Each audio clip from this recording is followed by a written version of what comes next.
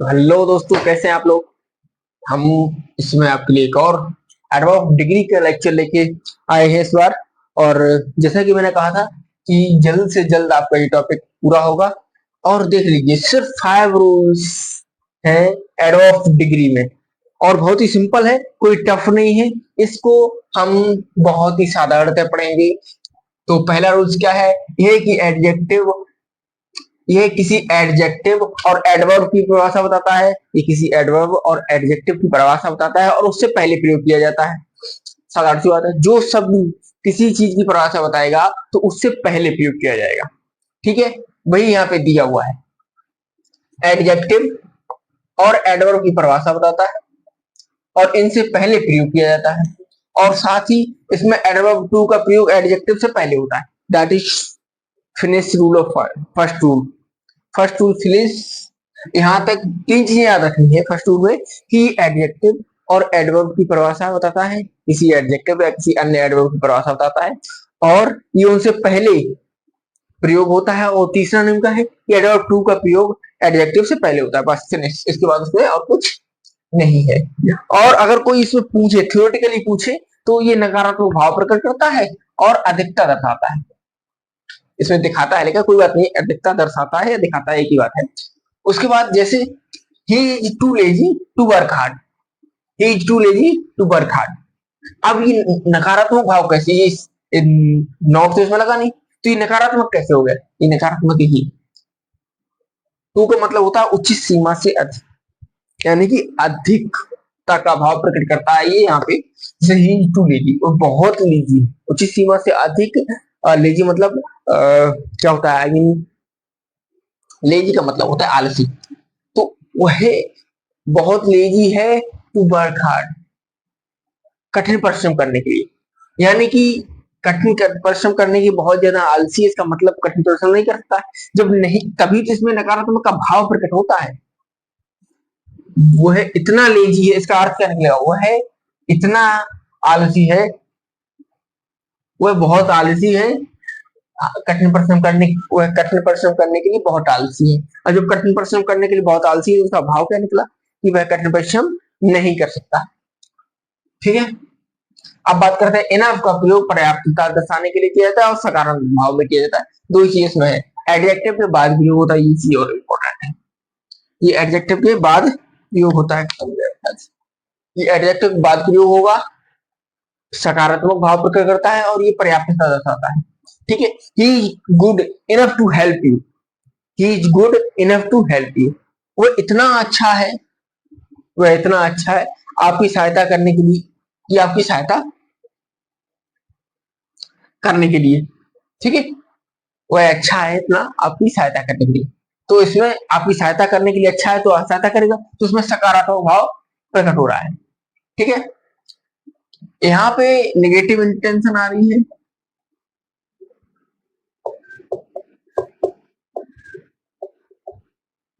यहाँ पे पॉजिटिव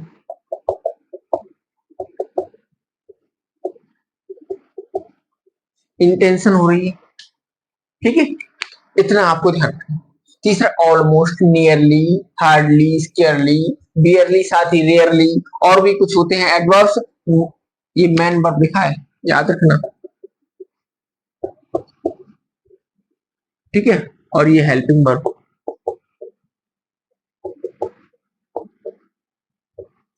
ठीक, मैन वर्ब और हार्ड वर्ब के बीच में इतना मान लीजिए, उतना बड़ा मत पढ़िए। मैन वर्ब और हार्ड वर्ब के मध्य में ये प्रयोग होते हैं। जैसे I can nearly swimming, swim. Nearly मतलब होता है लगभग, यहाँ पे नियरली का मतलब लगभग है। लगभग कैसी, वह लगभग तैर सकता है, लगभग तैर सकता है मतलब थोड़ा तैर सकता है। ये मेन वर्ब है और ये हेल्पिंग वर्ब है। यही हमारा नियम कहता है, यही हमारा रूल कहता है कि ये जो नियरली है, हार्डली है, स्केयरली है, बियरली है, रेयरली, और एक मैंने नहीं लिखा, शायद आप लोग लिख लीजिएगा, और भी होते हैं कुछ, उनका प्रयोग हमेशा हेल्पिंग वर्ब और मेन वर्ब के बाद ही बीच में ही होगा। ठीक है, जैसे कि यहाँ पे है, ये वाला है, देख लीजिए नियरली का प्रयोग यहाँ पे किया गया है। इसका मतलब होता है लगभग, वह लगभग तैर सकता है। तैर मतलब तैरना, वह लगभग तैर सकता है। ठीक है। अब ओनली का प्रयोग एडवर्ब सामान्यतः उस शब्द के आगे लगता है। एडवर्ब ओनली उस शब्द के आगे लगता है। ये इतना बड़ा मैं आपको समझा देता हूँ, अपने अपनी भाषा में समझा देते हैं कि ओनली का प्रयोग उस एडवर्ब के लिए किया जाता है। एंड ओनली का प्रयोग उस एडवर्ब से पहले या उस शब्द से पहले किया जाता है जिसके लिए वह प्रयोग, जिसके लिए उसका प्रयोग किया गया है, उससे पूर्व लगता है। एडवर्ब सामान्यतः ये ओनली एडवर्ब जो है, यानी एडवर्ब हटा दीजिए, आपको थोड़ा टफ लग रहा होगा सुनने में। ओनली शब्द का प्रयोग, ओनली शब्द का प्रयोग उस एडवर्ब से पूर्व आता है, उस एडवर्ब से पूर्व होता है जिसके लिए वह प्रयोग किया गया। बस इतनी बात। और नाउन और प्रोनाउन के पूर्व और पश्चात दोनों तरफ इसका प्रयोग कर सकते हैं। जैसे आप देख सकते हैं, ये क्या है, ये प्रोनाउन है। He gave his book her only to her only, ये प्रोनाउन है।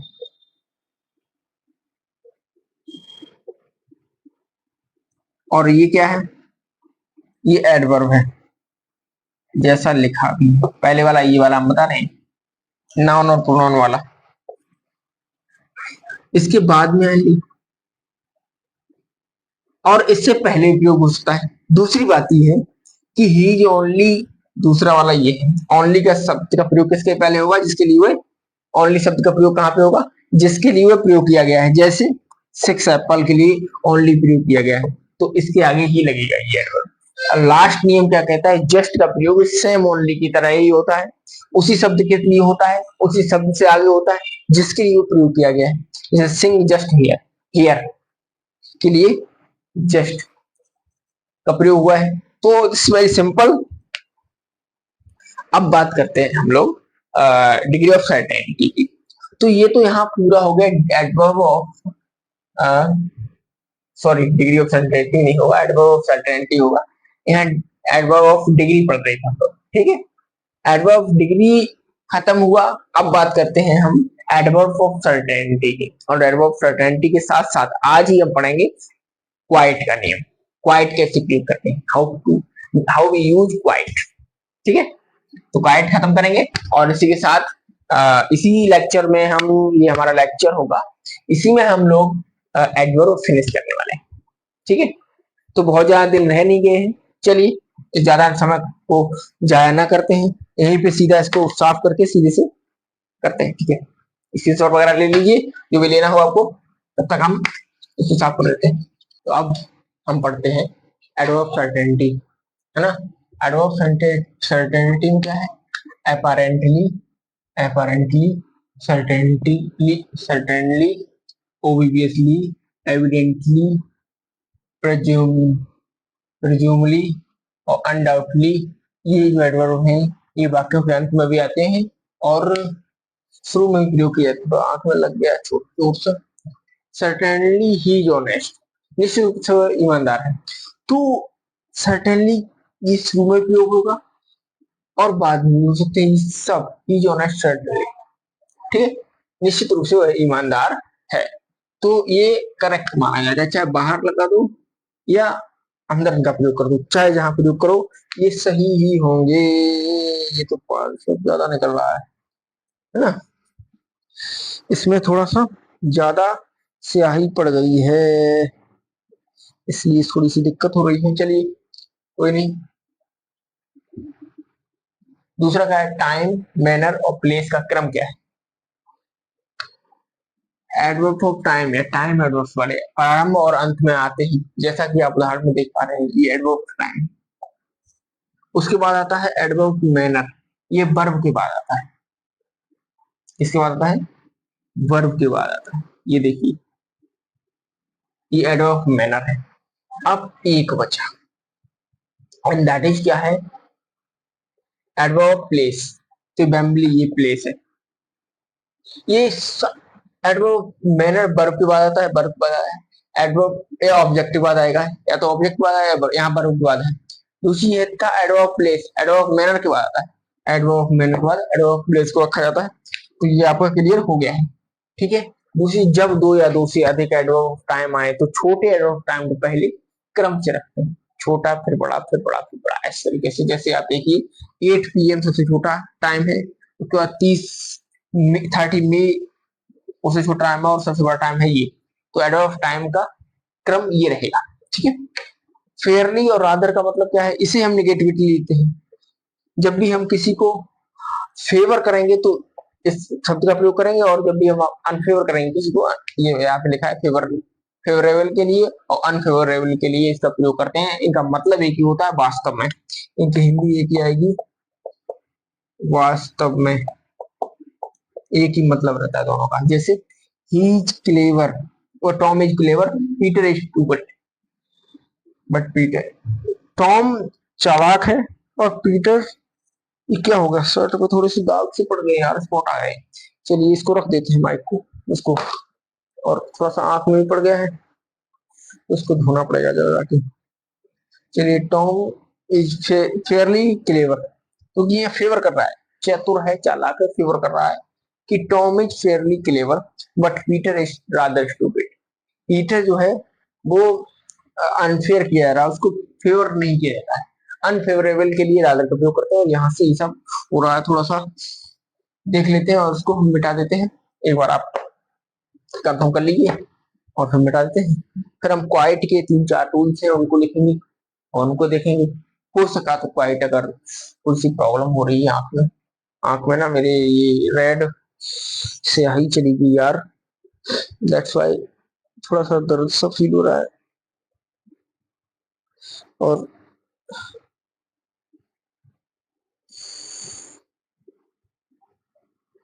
बड़ी सी, आप समझ रहे हैं कहाँ पूरे छिपके पड़ गए इसके, तो थोड़ी सी दिक्कत हो रही है। आप इसको लिख लीजिए, उसके बाद इसको मिटा देते हैं। और तो हम बात करते हैं क्वाइट के प्रयोग की। क्वाइट का प्रयोग कहाँ होता है? क्वाइट का प्रयोग होता है जहां पूर्णता का अभाव हो, इसका अर्थ है पूर्णता। तो क्वाइट जहां पूर्णता शब्द आए उसे क्वाइट कहते हैं। बट जिसका प्रयोग जब गुड के साथ होता है उसका मतलब पूर्णता नहीं रहेगा है, क्योंकि पूर्णता का भाव नहीं निकलेगा, पूर्णता अच्छे का भाव नहीं निकलेगा। जैसे it was quite picture, it was quite good picture, इसका मतलब ये कि तस्वीर काफी अच्छी है। इसका मतलब ये होना कि ये हो जाएगा, ये तस्वीर पूर्णतः अच्छी, ये नहीं हुआ काफी अच्छी, है ना। इसको अफर्मेटिव सेंटेंस में मच से पहले वेरी आता है, बट निगेटिव में मच से पहले वेरी नहीं आता। मच से पहले, हाँ, मच से पहले वेरी आता है। सिंपल है, क्या ही ज्यादा उसको हाईलाइट करना। उसके बाद बात करें, जैसे example thank you very much, सही बोल रहे थे, किसी ने कुछ कहते थैंक यू। उसके बाद मच का प्रयोग एक और है, तुलनात्मक सेंटेंसों में भी होता है, it is much better than से nothing, it is much better than से नथिंग। तो ये तुलना कर रहा है, कुछ न कहने, कहना बेहतर है। यहाँ पे उसने वही करा, यहाँ कुछ न कहना बेहतर है, एडवर्ब, इसका मतलब ये यहाँ कुछ न कहना, यहाँ नहीं होगा, कुछ न कहना बेहतर है। एडवर्ब एल्स के बाद बट का प्रयोग होता है, ना कि देन का। तो it is nothing else but boost है ना, it is nothing, it is nothing else, ये यहाँ पे यहाँ बट नहीं प्रयोग कर सकते, यहाँ नथिंग के बाद हमेशा वो एल्स के बाद हमेशा ही उसका प्रयोग होता है बट का, ठीक है। तो ये हमारा क्वाइट मच का प्रयोग था। और अब हम बात करेंगे प्रीपोजिशन की। तो यहाँ से हमारा टॉपिक चेंज होगा। अब हम प्रीपोजिशन जो है वो totally single single single lecture लेंगे प्रीपोजिशन को पूरा करने के लिए। इसके लिए हम 3 लेक्चर ले चुके हैं। तो गाइज, बहुत लंबा वीडियो हो जाता है अगर एक ही बनाते तो, काफी 40-45 मिनट का हो जाता, लेकिन क्या छोड़िए, इसको भी लंबा नहीं करना है। चलिए अब आप भी घर जाइए।